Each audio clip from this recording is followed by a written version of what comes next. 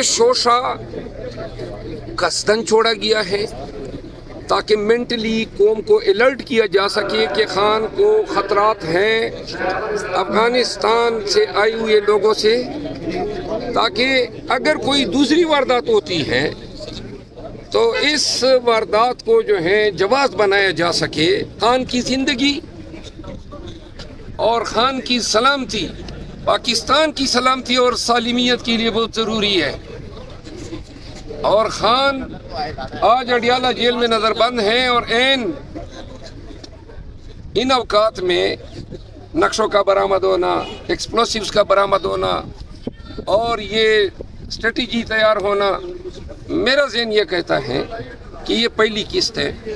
خدا نخواستہ اگر کوئی یہ سوچ رہا ہے کہ دوسری یا تیسری قسط آئے گی۔ یہ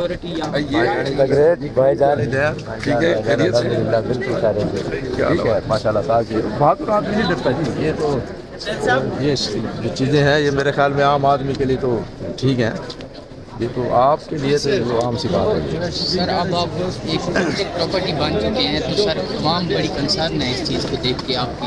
ہم نے بتا دیا ہے اگر ہمیں کچھ ہوتا ہے تو ہم نے متوقع قاتلوں کی نشاندہی کر دی ہے۔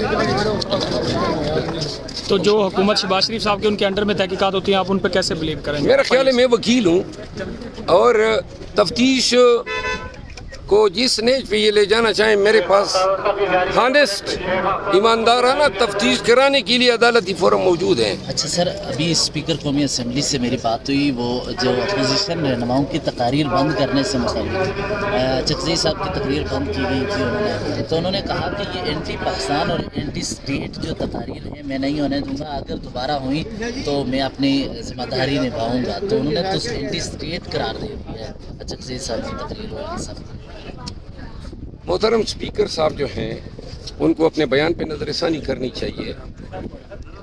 اس ایوان میں اگر حق بات بولنا، سچ بات بولنا، وہ اس طرح تعبیر ہو کہ اس کو اینٹی اسٹیٹ کا ٹپا لگا دیا جائے تو پھر تو کوئی بھی دل کی بات کہہ ہی نہیں سکتا ہے، اور اس کا مطلب یہ ہے کہ ایوان کے اندر کرفیو لاگو کرنے کی کوشش ہو رہی ہے۔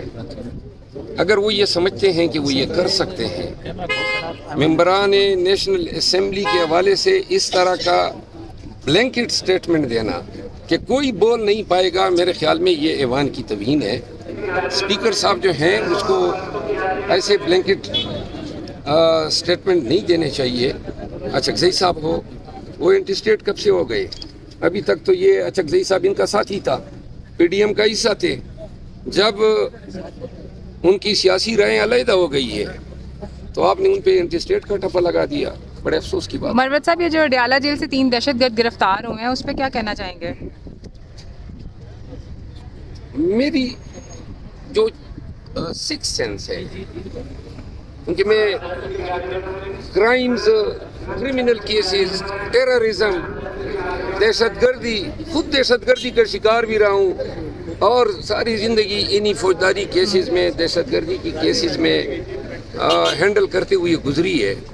میری چٹھی یہ کہہ رہی ہے کہ یہ شوشہ قصدن چھوڑا گیا ہے تاکہ مینٹلی قوم کو الرٹ کیا جا سکے کہ خان کو خطرات ہیں افغانستان سے آئے ہوئے لوگوں سے، تاکہ اگر کوئی دوسری واردات ہوتی ہے تو اس واردات کو جو ہے جواز بنایا جا سکے۔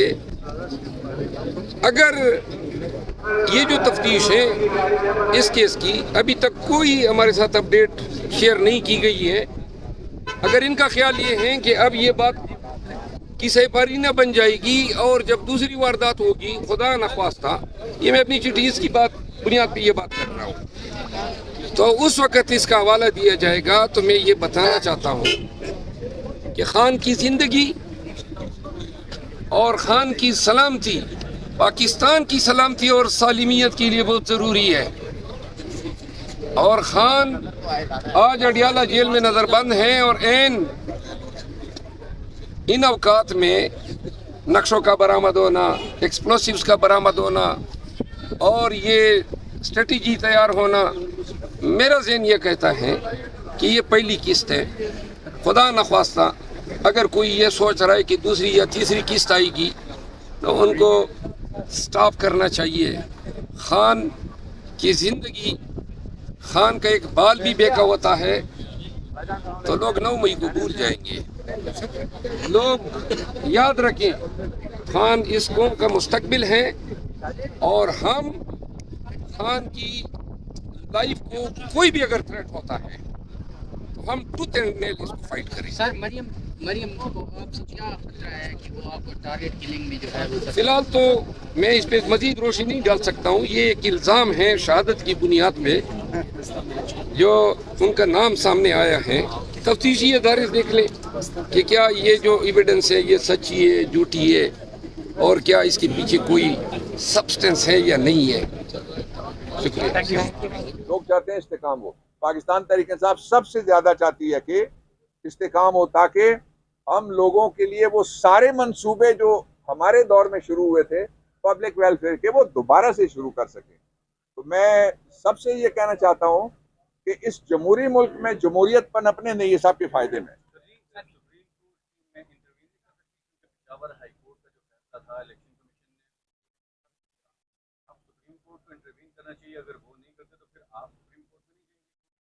ये सुप्रीम कोर्ट जाना एक अलहदा बात है, उस पर मैं फिलहाल कुछ नहीं कहना चाहता, मेरी अपनी एक पोजीशन है उस पर। लेकिन ये है कि सुप्रीम कोर्ट ऑफ पाकिस्तान को फौरन जो जुडिशल कमीशन बनाना चाहिए, जिस जुडिशल कमीशन के ज़रिए से फॉर्म 45 और फॉर्म 47 और 48 में जो आया है तजाद, खुला तजाद है, उसकी तहकीकात करना लाजमी है। मैं इसलिए कह रहा हूँ सुप्रीम कोर्ट ऑफ पाकिस्तान से कि सुप्रीम कोर्ट ऑफ पाकिस्तान ने ये पहले कमीशन कायम किया हुआ है 2013 के इलेक्शन के हवाले से। नासरुल मुल्क कमीशन है और उसके 246 सफ़े की वो रिपोर्ट है और उसमें भी इन्हीं फॉर्म्स का जिक्र है और उसमें ये कहा गया था कि ये सिस्टमेटिक नहीं हुआ, सारा मुनज़्ज़म तरीके से नहीं हुआ। अब तो हर जगह हुआ है, एक ही तरह के केस अंदर सारे आ रहे हैं, इसलिए ये मुनज़्ज़म तरीके से हुआ है। तो जो इस वक्त की सूरत हाल है उसमें जिस दिन कमीशन बैठेगा आप देखेंगे पंजाब में हुकूमत बदल जाएगी। अक़लियती खातून जो बैठी हुई है, जिसके पास अक्सरियती मैंडेट नहीं है, चोरी के मैंडेट पे है, वो घर जाएंगी। किसी तरह से शहबाज शरीफ को घर वापस जाना पड़ेगा।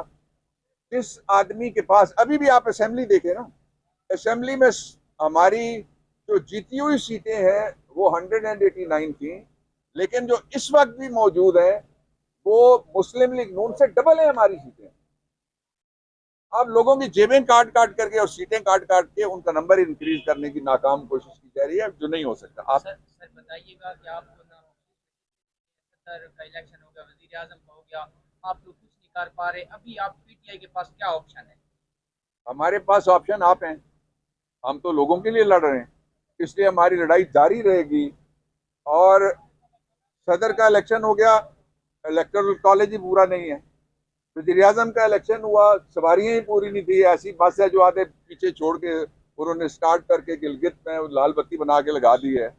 इसी तरह से जो खातून अपनी सीट हारी हुई है पूरे लाहौर को, आपको भी पता है, मुझे भी पता है, कौन है जिसको नहीं पता, उसको ज़बरदस्ती मुसल्लत किया गया। HSN कॉलेज में उसके साथ क्या हुआ, बच्चियों के स्कूल में उसके साथ क्या हुआ। चोरी करके कोई ये नहीं कह सकता कि उसको चोर कोई नहीं कहेगा, चोर उसको हर जगह कहा जाएगा जब तक चोरी बरामद नहीं हो। अच्छा बाबर साहब, जो